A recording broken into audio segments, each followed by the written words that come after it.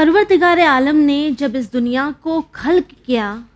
تو اس دنیا کو رحمت سے بھرنے کے لیے، گائیڈنس کے لیے کتنے انبیاء، کتنے اوصیاء، کتنے ولیوں کو بھیجا، اور پھر اماموں کے ذریعے اس دنیا میں عدل و انصاف کو قائم کیا۔ اور ساتھ ہی اگر ہم بات کریں ہمارے آخری نبی حضرت محمد مصطفیٰ صلی اللہ علیہ وآلہ وسلم کی، تو یہ جو پروردگار عالم کے حبیب ہے انہیں رحمت للعالمین قرار دیا۔ لیکن بات غور کرنے کی یہ ہے کہ جب رحمت للعالمین کے گھر ولادت ہوئی بی بی فاطمہ زہرا سلام اللہ علیہا کی، تو یہ آپ کے لیے رحمت کا سبب بنی، اور جب یہ کل ایمان یعنی مولا علی علیہ السلام کے گھر گئی تو یہ نصف ایمان بنی۔ بی بی فاطمہ زہرا سلام اللہ علیہا کے فضائل نہ جانے کتنے ہیں کہ اگر ہم چاہیں تو بھی نہ بیان کر سکے، اور شاید اس کی ایک وجہ یہ بھی ہے کہ پروردگار عالم نے نہ جانے کتنی نعمتوں سے، برکتوں سے، رحمتوں سے رسول خدا صلی اللہ علیہ وآلہ وسلم کو نوازا، لیکن کبھی یہ نہیں کہا کہ اے حبیب ہم نے آپ کو یہ عطا کیا۔ لیکن جب پروردگار عالم نے رسول خدا صلی اللہ علیہ وآلہ وسلم کو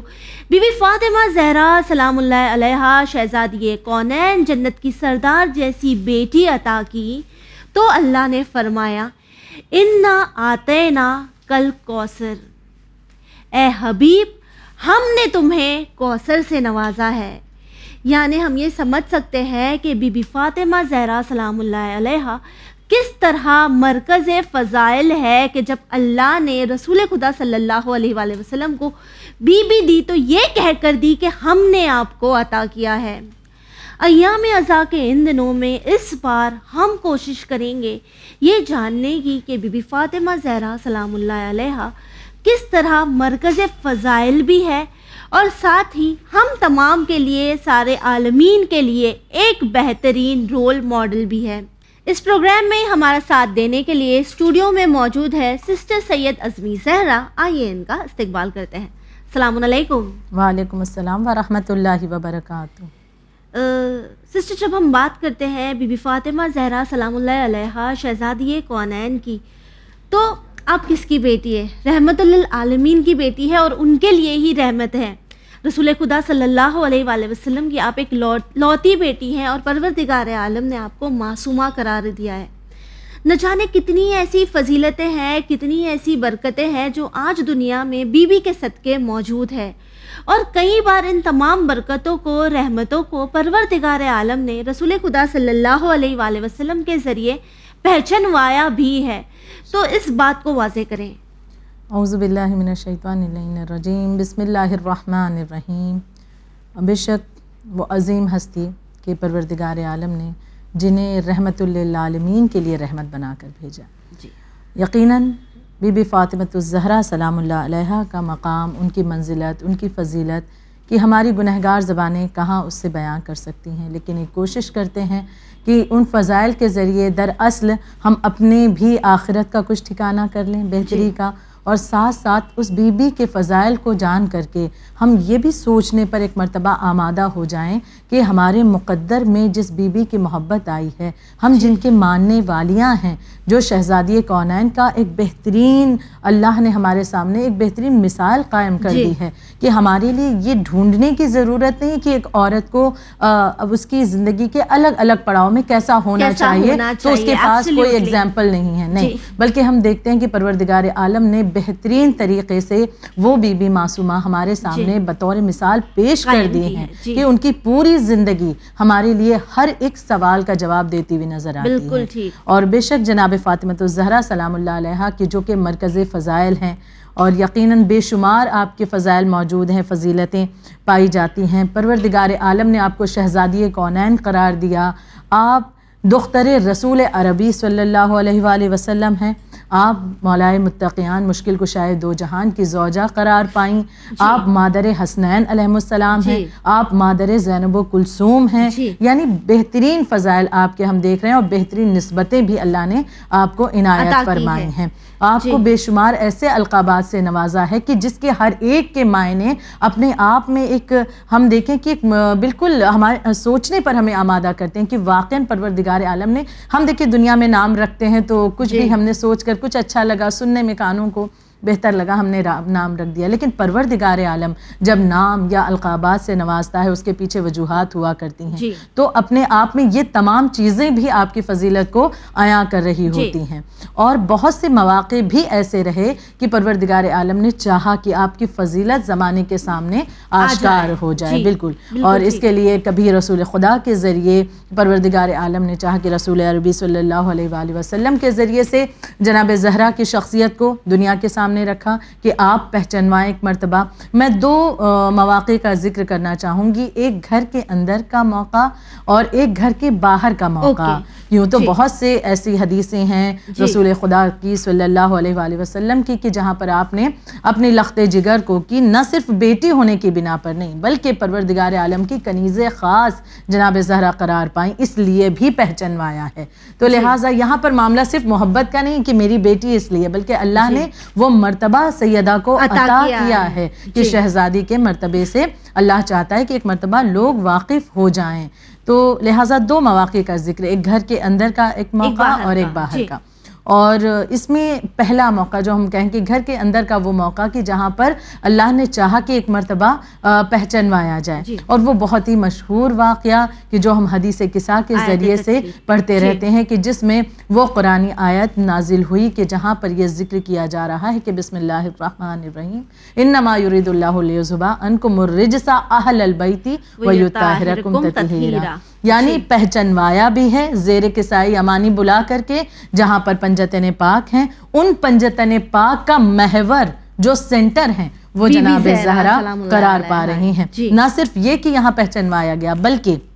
آپ کی عصمت کی, آپ کی معصومہ ہونے کی, آپ کی طہارت کی بھی گواہی یہاں پر دی جا رہی. یعنی دلیل پیش کر دی گئی کہ کبھی کوئی یہ نہ کہہ سکے کہ ہاں جناب زہرا کے لیے کہ ہاں بطور بیٹی رسول اللہ کو اتنی شفقت و محبت تھی اس لیے اتنا زیادہ آپ نے چاہا کہ اپنی بیٹی کا ذکر کریں. یہاں اللہ کی طرف سے اس بات کا اعلان ہو رہا ہے کہ میری کنیز خاص ہے جسے میں نے معصومہ قرار دیا کہ عورتوں میں ان سے بڑھ کر کے مرتبہ کسی کا نہیں ہے. تو لہٰذا ایک موقع یہ کہ, اور ہم یہ بھی دیکھیں کہ دیکھیں جب ہم حدیث قصہ پڑھتے بھی ہیں تو اس میں ایک موقع وہ بھی آتا ہے کہ جہاں پر اس طرح سے جناب زہرا کو پہچانوایا جا رہا ہے, انٹروڈیوس کیا جا رہا ہے کہ آپ کے ذریعے سے رسول اللہ کو, آپ کے ذریعے سے مولا کائنات, آپ کے ذریعے سے حسنین علیہ السلام کو پکارا جا رہا ہے. آپ وہ کڑی ہیں جو تمام کو جوڑتی ہے, یقیناً جوڑتی ہوئی نظر آ رہی ہے. امامت بالکل. تو کبھی یہ کہہ کر کے کہ ان کے بابا, کبھی یہ کہہ کر ان کے شوہر, کبھی یہ کہہ کر ان کے بیٹے, اس انداز سے پہچانوایا جا رہا ہے. یعنی محور سینٹر پنجتن پاک کا جو ہے وہ جناب زہرا. تو گھر کے اندر کا یہ معاملہ زیر کسائی امانی بالکل واضح ہے. اور دوسرا موقع جو تھا وہ میدان میں, میدان مباہلہ میں لے جا کر پہچانوایا. بعض اوقات نہ جاننے والے اپنی کم علمی کی بنا پر کہتے ہیں کہ اسلام میں عورتوں کو تو بس گھر کی 4 دیواری میں بند رکھنے کا حکم دیا جاتا ہے, یا دین اسلام یہ کہتا ہے اوپریس کیا جاتا ہے, یا دین اسلام یہ کہتا ہے کہ نہیں عورتوں کو باہر نکلنے کی کیا ضرورت ہے, دنیاوی معاملات سماجی چیزوں کی ذمہ داری عورتوں پر نہیں ہے. لیکن یہ وہی سوال کرتے ہیں جن کے علم میں یہ چیزیں موجود نہیں ہیں. یہاں پر دلیل ہم دیکھ رہے ہیں کہ جناب فاطمۃ الزہرا سلام اللہ علیہا کو باہر بھی جب وقت آن پڑا, جب ضرورت آن پڑی تو رسول عربی جیسے غیرت مند, یقیناً غیرت نے جہاں جن کے گھر سے جنم لیا ہو ان سے بڑھ کر کے کون غیرت والا ہوگا. بالکل ٹھیک. یعنی ہم یہ کہہ سکتے ہیں کہ جنہوں نے اسلام کو لایا, جب اسلام کو بچانے کی اور دفاع کی بات ہے تو وہ اپنی بیٹی کو لے جا رہے ہیں. اس سے بڑا شرف اللہ کیا دے سکتا ہے کسی عورت کو کہ ان کے ذریعے دفاع ہو رہا ہے. یقیناً. اور ایک میسج بھی جا رہا ہے رہتی دنیا تک کے لیے کہ اگر بات دین پر آ جائے, دین کے دفاع کی آ جائے, یا اسلام کے لیے اپنی آواز کو بلند کرنے کی آ جائے, حق کی آ جائے, تو یہاں پر یہ بات بالکل واضح ہے کہ اسلام کے دفاع کے لیے ایک عورت بھی قدم اٹھا سکتی ہے. یعنی اسلام روکتا نہیں ہے کہ ایک عورت کو آواز نہیں اٹھانی ہے. یقیناً جناب زہرا اس کی مثال ہمارے سامنے بالکل واضح طور پر ہے کہ جناب زہرا اس دین کے دفاع کے لیے جب بات حق و باطل کی آ رہی ہے, جناب فاطمۃ الزہرا رسول اللہ کے ہمراہ میدان مباہلہ میں آ رہی ہیں, یقیناً ساتھ ساتھ ہے کہ جب بات آئی عورتوں کو لانا ہے تو یقیناً جناب زہرا کو لے کر کے یقیناً آپ رسول خدا صلی اللہ علیہ وآلہ وسلم لے کر جا رہے ہیں. تو یہ 2 عظیم مواقع ہیں کہ جہاں پر رسول خدا نے پہچانوایا, کبھی زیر کسائی امانی, کبھی میدان مباہلہ مباہلہ میں لے جا کر کہ بات اگر آ جائے دین کی، بات آ جائے خدا کی، حق و باطل کی آ جائے، تو فرق وہاں پر اللہ نے مرد و عورت میں نہیں کیا، بلکہ دفاع کے اسلام کے لیے عورت بھی بولتی ہوئی نظر آتی ہے۔ بالکل ٹھیک نظر آتی ہے۔ اور اگر لوگ یہ سمجھتے بھی ہے کہ اسلام میں عورتوں کو بولنے سے منع ہے یا وہ اپنے حق کا دفاع نہیں کر سکتی، اگر ہمیں اوپریس کیا جا رہا ہے، تو مباہلہ کے ہی موقع پر رسول خدا صلی اللہ علیہ وآلہ وسلم انکار کرتے تھے کہ ہم عورتوں کو نہیں لائیں گے، ہم مرد ہی کافی ہے۔ یقیناً لیکن ہم یہی دیکھتے ہیں کہ کس طرح وہ بی بی فاطمہ زہرا سلام اللہ علیہا کو لے گئے اور انہوں نے اس بات کو واضح کر دیا کہ جب بات آتی ہے دفاع کی، حق کے لیے آواز اٹھانے کی، تو عورتیں بھی اتنی ہی آگے ہیں جتنے کے مرد ہوتے ہیں۔ آپ نے ابھی ہمارے ساتھ دو ایسے مواقع شیئر کیے جو اس بات کو واضح کر دیتے ہیں، صاف کر دیتے ہیں کہ بی بی فاطمہ زہرا سلام اللہ علیہا مرکز فضائل ہے۔ تو جب بات آتی ہے فضائل کی، تو کیا ہمیں ایسی کوئی حدیث ملتی ہے جس میں ہم یہ دیکھ سکیں کہ بی بی کی عظمت کتنی بلند ہے؟ یقیناً خواہر اس حوالے سے تو بے شمار احادیث ہیں کہ جو آپ کی فضیلت پر دلالت کرتی ہیں، لیکن کچھ چیزیں ایسی جو مخصوص اہل بیت اطہار سے تعلق رکھتی ہیں، ان کا بھی ذکر کیا گیا ہے روایتوں میں۔ میں ایک کا ذکر کر دوں کہ جہاں پر جو چیزیں خاص کر بطور خاص بالخصوص جو ہے اہل بیت سے تعلق رکھتی ہیں، اور اہل بیت اطہار میں جناب فاطمہ الزہرا یقیناً بالکل سلام اللہ علیہا شامل ہیں۔ اور یہ روایت بھی ہمیں بہار میں بھی مل جاتی ہے، بہار الانوار میں بھی یہ روایت موجود ہے کہ رسول خدا صلی اللہ علیہ وآلہ وسلم نے فرمایا کہ اللہ نے اہل بیت اطہار کو ایسی خصلتیں عطا فرمائی ہیں جو نہ اولین میں سے کسی کو ملی اور نہ ہمارے بعد آخرین میں سے کسی کو مل سکتی ہیں، یعنی کہ ایسی کچھ خاص چیزیں عنایت کی۔ پھر آپ نے ان کا ذکر کیا ہے کہ وہ یہ ہیں، اولاً یہ کہ ہمارا نبی خیر الانبیاء ہے اور وہ آپ کے بابا ہیں، یعنی اس طرح سے رسول اللہ جناب زہرا سے مخاطب ہیں کہ کچھ ایسی خاص خصلتیں جو ہمیں ہی اللہ نے عطا کی ہیں، ہمارے علاوہ نہ ہم سے پہلے کسی کو نہ ہمارے بعد۔ جی تو سب سے پہلی چیز کہ ہمارا نبی خیر الانبیاء ہے اور وہ آپ کے بابا ہیں۔ دوسری چیز کہ ہمارا وسیع خیر الاوصیاء ہے اور وہ آپ کے شوہر ہیں۔ اور تیسری چیز کہ ہمارا شہید سید الشہداء ہے اور وہ جناب حمزہ ہیں اور وہ تمہارے بابا کے چچا ہیں۔ اس طرح سے مخاطب رسول خدا جناب زہرا سلام اللہ علیہا سے۔ پھر چوتھی چیز آپ بیان کرتے ہیں، ہم ہی میں جعفر طیار ہیں جنہیں اللہ نے جنت میں 2 پر عنایت کیے ہیں جس سے وہ پرواز کرتے ہیں اور وہ تمہارے چچا ہیں۔ پھر پانچویں چیز آپ بیان فرماتے ہیں کہ اور ہم ہی میں امت کے سبتین ہیں اور وہ تمہارے دونوں فرزند حسنین علیہ السلام ہیں۔ یعنی یہ خاص چیزیں، خاص خصلتیں ہیں جو ہمیں ہی اللہ نے عنایت کی ہیں، ہمارے علاوہ کسی اور کو نہیں، نہ ہم سے پہلے کسی اور کو، نہ ہمارے بعد کسی اور کو عنایت کی ہیں۔ یقیناً ہم اگر غور کریں تو یہ تمام چیزیں رسالت مآب کی شخصیت کا ہونا، مولائے متقیان کی شخصیت، یا سید الشہداء جناب حمزہ کے بارے میں ہم سنیں کتنی عظیم قربانی آپ کا دینا، جناب جعفر طیار کی قربانی کا ذکر کیا جاتا ہے، آپ کا ذکر، یا پھر جوانان جنت امام حسن علیہ السلام، امام حسین علیہ السلام۔ تو یقیناً یہ تمام شخصیتیں جو ہیں تعلق کہاں پر ہیں ان کا اہل بیت اطہار بالخصوص جناب فاطمہ الزہرا سلام اللہ علیہا سے۔ تو یہ بہترین خصلتیں جن کا ذکر رسالت میں آپ کر رہے ہیں۔ جی خواہر، تو یہاں پر ہم دیکھ سکتے ہیں کہ بی بی فاطمہ زہرا سلام اللہ علیہا کی جو شخصیت ہے وہ کافی زیادہ بابرکت ہے، کافی ساری فضیلت ہے، کافی ایسی چیزیں ہیں جو ایکسکلوسیولی بی بی فاطمہ زہرا سلام اللہ علیہا سے جڑی ہوئی ہے۔ وہیں اگر آج کے دور میں ہم بی بی کے چاہنے والے، بی بی کے ماننے والے، بی بی سے توسل کرنا چاہے، یا ہم یوں کہیں کوئی ایسی چیز جو بی بی کے ذریعے ہمیں ملی ہے جس سے ہم بھی فائدہ حاصل کر سکیں، یقیناً شہزادی کونین کی ایک ایک قول کو بھی اگر ہم غور کریں تو وہ تحفہ ہے ہمارے لیے، اور ہر دور کے لیے، ہر دور کے مسلمانوں کے لیے، امتی کے لیے بہترین نایاب تحفہ ہے۔ جو بھی اقوال معصومین بیان کرتے ہیں تو اس سے یقیناً فائدہ ہر دور کا انسان حاصل کر سکتا ہے۔ جہاں پر آپ کے اقوال یا آپ کی زندگی، آپ کی سیرت، آپ کا کردار اور آپ کی زندگی کا طرز عمل، ہر ایک چیز ہمارے لیے ایک ایگزامپل ہے، بالکل نمونہ عمل ہے۔ تو اسی انداز میں اگر ہم کچھ ایسے تحفے کی بات کریں جو جناب فاطمہ الزہرا سلام اللہ علیہا نے اپنی زندگی میں جو مخصوص شہزادی سے تھے اور آج کے اس دور میں بھی وہ ہمارے پاس موجود ہیں، تو وہ بہترین 2 تحفے ہیں۔ ایک ہے تسبیح فاطمۃ الزہرا سلام اللہ علیہا. اور تسبیح فاطمۃ الزہرا کے حوالے سے بہت کچھ بیان کیا جاتا ہے یقیناً, اور مجلسوں میں بھی بالخصوص کی ذکر کیا جاتا ہے کہ جناب فاطمۃ الزہرا سلام اللہ علیہا کی تسبیح کس طرح سے نایاب ہے, کس قدر اس کا فائدہ ہے, اجر و ثواب ہے. ایک حدیث کا ذکر کرنا چاہوں گی کہ جناب فاطمۃ الزہرا سلام اللہ علیہا کی تسبیح مبارک کے بارے میں کہ امام محمد باقر علیہ الصلوۃ والسلام بیان فرماتے ہیں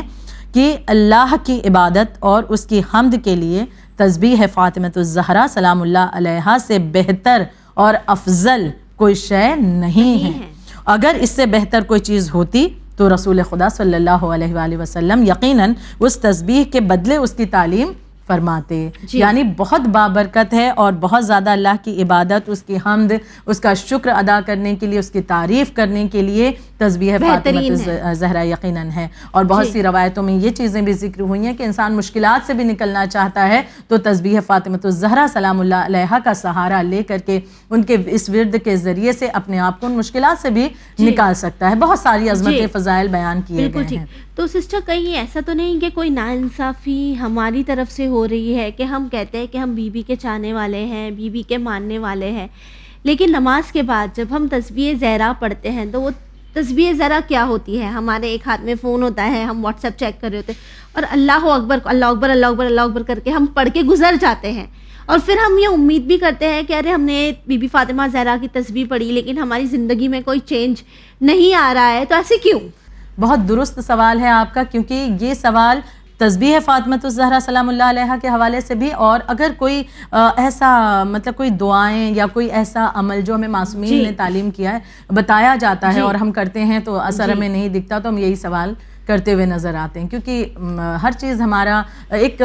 طرز عمل بن گیا ہے. یہ ایک روٹین ہو چکا ہے کہ نماز پڑھی اب تسبیح پڑھنا ہے تو دھیان کہیں اور ہے. ہم بچوں سے بات کرتے اللہ اکبر, ہم یہ سمجھتے تک نہیں ہے کہ ہم جو الفاظ کا استعمال کر رہے ہیں وہ درست ہے. بالکل بالکل. اور طرز عمل ہم نے یہ بھی اپنا لیا کہ ٹھیک ہے ہم نے بس پڑھ دیا نا تو اب یہ چیزیں حاصل ہونی چاہیے. ہم نے کتنی توجہ دی کہ جس چیز کی ادائیگی ہم کر رہے ہیں کہیں اس میں کوئی غلطیاں تو نہیں ہیں, کہیں اس میں کوئی پریشانی تو نہیں ہے. مثال کے طور پر ہم اپنی مثال لے لیں کہ اگر ہمیں کوئی ضرورت آن پڑی اور کوئی ایسا بشر کہ جس سے ہماری ضرورت پوری ہو سکتی ہے, ہم اس سے مخاطب ہوں, ہم اس سے بات کر رہے ہوں اور وہ انسان اپنے کسی کام میں مشغول ہو اور یہاں وہاں کی باتیں, تو ہمیں بھی برا لگتا ہے, ہمیں غصہ لگتا ہے کہ ہم اپنا کچھ دکھ درد اس سے بیان کر رہے ہیں اور اس انسان کی توجہ نہیں ہے. ہم خدا کی بارگاہ میں یہ سوچ کر کہ ہم اپنی پریشانیوں کو رکھ رہے ہیں یا تسبیح زہرا کے صدقے میں اب ہم دعا مانگیں گے اور دعا قبول ہو جائے گی, لیکن ہم نے توجہ تو دنیا کی جانب رکھی. ہم نے کہا تسبیح کا جو وقت ہے اس میں تو بات کرنے کی بھی اجازت ہے, بول سکتے ہیں, نماز تو مکمل ہو گئی.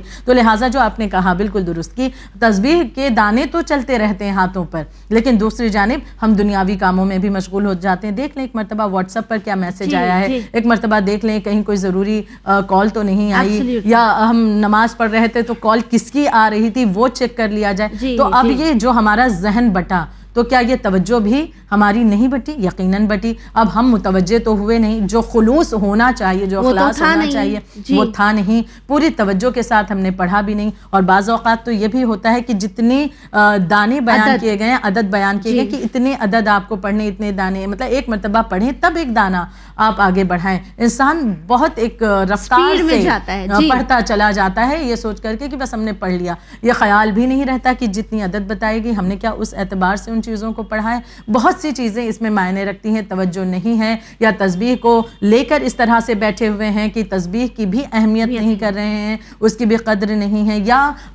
ہم نے بس یوں ہی تیزی کے ساتھ اپنی باتوں کو رکھ دیا. لہٰذا یہ چیزیں بھی میٹر کرتی ہیں کہ دعاؤں کی قبولیت کے اعتبار سے رکاوٹ ڈالتی ہیں. پوری توجہ کے ساتھ بندہ اگر پروردگار عالم کی بارگاہ میں تسبیح فاطمۃ الزہرا پڑھ کر کے اور دعا کر دے, یہ ممکن ہی نہیں ہے کہ اس کی دعاؤں کو خداوند عالم قبول نہ کرے. یہ کمی ہمارے اندر ہے, ہمارے اخلاص میں کہیں کمی آ جاتی ہے, کہیں ہماری زبان میں کمی ہے کہ اسی زبان سے غیبت, جھوٹ, برائیاں, ہر طرح کی غلط باتیں ہم سے ہوتی ہوئی نظر آتی ہیں, اور پھر مصلی پر آنے کے بعد یہ چیزیں پیچھا نہیں چھوڑتی اور دعاؤں کی قبولیت میں رکاوٹ ڈالتی ہیں. تو لہٰذا ان پر بھی ہمیں ایک مرتبہ فوکس کرنا چاہیے, یہاں پر بھی کام کرنے کی ضرورت ہے. ان چیزوں کو درست کریں, اس کے بعد آپ جب کسی عمل کو کرتی ہیں, کسی دعا کو خدا کی بارگاہ میں رکھتی ہیں, خداوند عالم سنتا بھی ہے اور دعاؤں کو قبول بھی کرتا ہے انشاءاللہ ڈیفینیٹلی. جس طرح آپ نے بہت ہی بہترین طور پر ایکسپلین کیا، تو یہ ہم تمام لوگوں کو سوچنا چاہیے کہ بچے کے اسکول جانا بھی ہے تو ٹیچر سے بہت توجہ سے بات کرتے ہیں، تو جب مصلی پر بیٹھ کر تسبیح پڑھ رہے تو ہم کس سے بات کر رہے ہیں، کس سے ہمارا رابطہ ہو رہا ہے.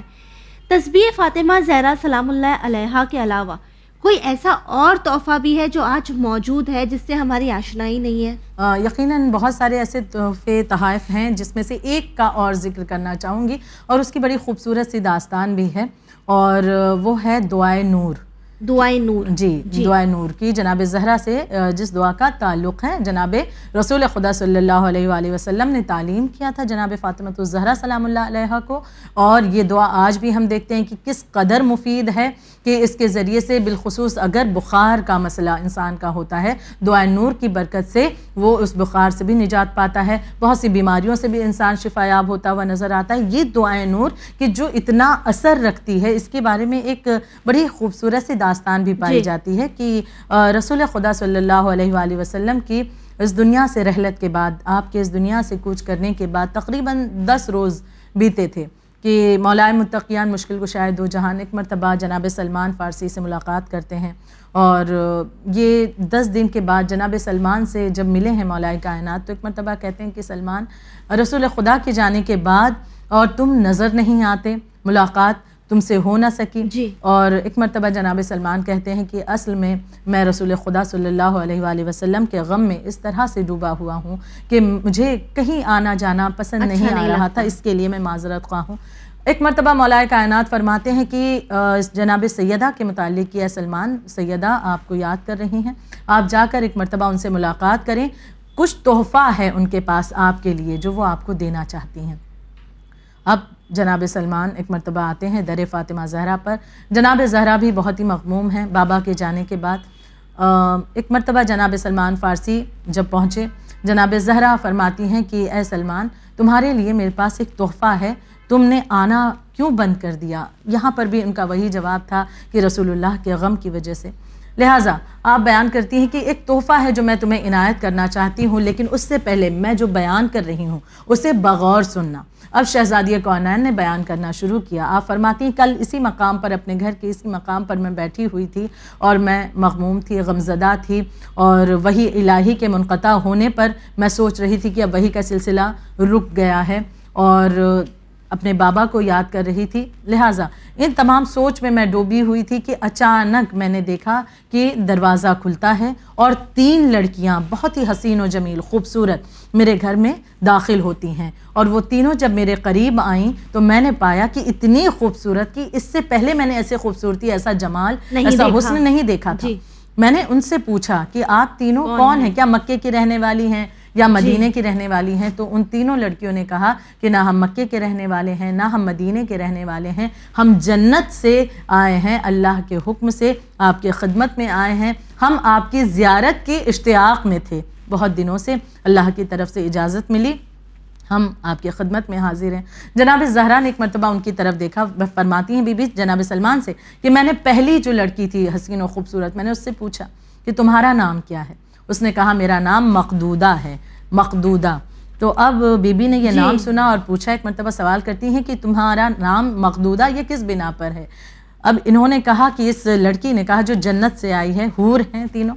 لہٰذا کہتی ہیں کہ در اصل میرا نام مقدودہ اس لیے رکھا گیا ہے کیونکہ میں صحابی رسول جناب مقداد کے لیے خلق کی گئی ہوں، لہٰذا مجھے مقدودہ نام عنایت کیا گیا. دوسری لڑکی سے جناب فاطمہ زہرا نے پوچھا تمہارا نام کیا ہے؟ اس نے کہا کہ میرا نام زرا ہے. کہا کہ یہ نام کس لیے؟ کہا کہ میں اس لیے مجھے یہ نام عنایت ہوا ہے کیونکہ میں ابو ذر غفاری کے لیے خلق کی گئی ہوں. تیسری نے بتایا میرا نام سلمہ ہے اور میں سلمان فارسی کے لیے خلق کی گئی ہوں. اس کے بعد ان تینوں نے میری خدمت میں ایک تحفہ پیش کیا کہ شہزادی ہم آپ کے لیے اللہ کے حکم سے کچھ تحفہ لے کر آئیں. اب جو میں نے دیکھا تو وہ تحفہ کچھ رطب تھیں، کچھ کھجوریں تھیں، اور اتنی بڑی کھجوریں تھیں کہ میں نے ایسے کھجوریں دنیا میں نہیں دیکھی تھیں. بڑی کھجوریں تھیں اور برف سے زیادہ جو ہیں وہ سفید تھی اور مشک سے زیادہ خوشبودار تھیں. اور اس کے بعد یہ چیزیں میری خدمت میں دے کر وہ وہاں سے چلی گئیں. میرے دل کو کچھ تسلی ملی. اور یقیناً یہاں پر ہم ایک چیز اور غور کریں خواہر کہ جو وحی کا سلسلہ رک گیا تھا, فرشتوں کی آمد و رفت رسول اللہ کی زندگی تک تھی, رک گئی تھی, لیکن پھر بھی ہم دیکھتے ہیں کہ بعد رسول عربی جناب فاطمۃ الزہرا سلام اللہ علیہا کی محبت میں پروردگار عالم نے ایک مرتبہ اس سلسلے کو پھر سے قائم کیا, چاہے وہ مصحف فاطمہ کی صورت میں ہو کہ فرشتوں کا لے کر کے آنا, کبھی اس طرح سے جناب زہرا کی دلجوئی کے لیے آنا, کبھی اس طرح سے جنت کی خواتین کا جناب زہرا کی خدمت میں حاضر ہونا کہ جناب زہرا مغموم ہیں, ان کی دلجوئی ہوتی رہے کیونکہ ابھی اپنے باپ کو کھو چکی ہیں, ابھی یتیم ہو چکی ہیں. تو لہٰذا جناب فاطمہ زہرا کہتی ہیں کہ یہ رتب میرے پاس ہے, میں نے چاہا کہ یہ رتب میں تمہیں بھی سلمان عنایت کروں, اور ان میں سے کچھ کھجوریں جو ہیں, کچھ رتب جو ہیں جناب زہرا نے جناب سلمان کو دی, اور آپ نے فرمایا کہ آج کا جو روزہ ہے انہی سے افطار کرنا اور کل آ کر کے مجھ سے ملاقات کرنا اور ان کی گٹھلیاں لیتے آنا. اب جناب سلمان فارسی جب چلیں, کہتے ہیں جب میں چلا ہوں ایک مرتبہ تو ہر ایک شخص جہاں سے میں گزر رہا تھا وہ مجھ سے یہ سوال کرتا تھا کہ سلمان کیا تمہارے پاس مشک ہے, کیا یہ خوشبو تمہارے پاس سے آ رہی؟ کہتے ہیں میں مسکرا کر کہتا کہ ہاں, فقط ہاں کہہ کر میں آگے بڑھ گیا اور میں نے روزہ اسی سے افطار کیا, لیکن میں نے پایا کہ ان کھجوروں میں گٹھلیاں نہیں ہیں. اور دوسرے روز میں شہزادی کی خدمت میں حاضر ہوا اور میں نے کہا کہ یہ شہزادی ان کھجوروں میں تو گٹھلیاں نہیں تھی. ایک مرتبہ جناب سیدہ فاطمۃ الزہرا سلام اللہ علیہا فرماتی ہیں کہ بے شک میں جانتی تھی کہ اس میں گٹھلیاں نہیں ہیں, اور یہ کھجوریں وہ ہیں کہ جن کے بارے میں اللہ نے مجھے واضح کر دیا ہے کہ یہ کھجوریں جنت کے اس درخت کی ہیں کہ جو درخت ایک کلام کے ذریعے سے جو ہے خلق کیا گیا ہے, کلام کے وجہ سے خلق کیا گیا ہے. لہٰذا شہزادی کونین فرماتی ہیں کہ یہ وہ کھجوریں ہیں کہ اس درخت کی کھجوریں ہیں کہ جسے اللہ نے ایک کلام کے ساتھ نصب کیا ہے جنت میں, اور وہ کلام جو کہ میرے بابا نے مجھے تعلیم کیا تھا, اور وہ اب میں اے سلمان تمہیں بتا رہی ہوں, تعلیم کر رہی ہوں. اور اس کے بعد بی بی نے وہ کلام بیان کیا, اور وہ کلام کچھ اور نہیں دعائے نور تھی, اور دعائے نور کو آپ نے پھر جناب سلمان کو بھی تعلیم کیا. جناب سلمان فرماتے ہیں کہ اس دعا کو حاصل کرنے کے بعد میں نے مکے اور مدینے میں بہت سے بیمار لوگوں کو اس کے بارے میں, بالخصوص جو بخار کی وجہ سے پریشان تھے, ایسے تقریباً 1000 لوگوں کو تعلیم کیا, اور ان تمام کو اس دعا کی برکت سے شفا حاصل ہوئی. تو آج بھی یہ تحفہ ہمارے پاس موجود ہے کہ اگر اس مشکل سے ہم گزرتے ہیں, جناب فاطمۃ الزہرا سلام اللہ علیہا کا یہ ایک نایاب تحفہ کہ جس کے ذریعے سے انسان اس پریشانی سے بھی باہر نکل سکتا ہے. جی بالکل ٹھیک کہا آپ نے سسٹر. یعنی ہم دیکھ سکتے ہیں کافی بار ایسی وبا چلتی ہے, کلائمیٹ ایسا ہو جاتا ہے, ویدر کی وجہ سے فلو ہو جاتا ہے, تو ہم دعائے نور پڑھ کر بی بی فاطمہ زہرا کے صدقے پروردگار عالم سے شفا مانگ سکتے ہیں. یقیناً. سسٹر تھینک یو سو مچ اپنا قیمتی وقت ہمیں دینے کے لیے. ویورز ہم دیکھ رہے ہیں کہ کس طرح بی بی فاطمہ زہرا سلام اللہ علیہا مرکز فضائل ہے, کہ یہاں ہم یہ پاتے ہیں کہ رسول خدا صلی اللہ علیہ وآلہ وسلم کے جانے کے بعد بھی پروردگار عالم یہ نہیں چاہتا تھا کہ بی بی غمگین ہو, اور بی بی کی دلجوئی کے لیے نہ جانے پروردگار عالم نے بھی کتنے قدم اٹھائے. انشاءاللہ ہمارے اگلے ایپیسوڈ میں بھی ہم یہی جاننے کی کوشش کریں گے کہ بی بی کس طرح پروردگار عالم کی نظر میں عظمت رکھتی ہیں. اسی کے ساتھ ہمیں دیجیے اجازت, پر بنے رہیے چینل ون کے ساتھ پیغام انسانیت. شکریہ.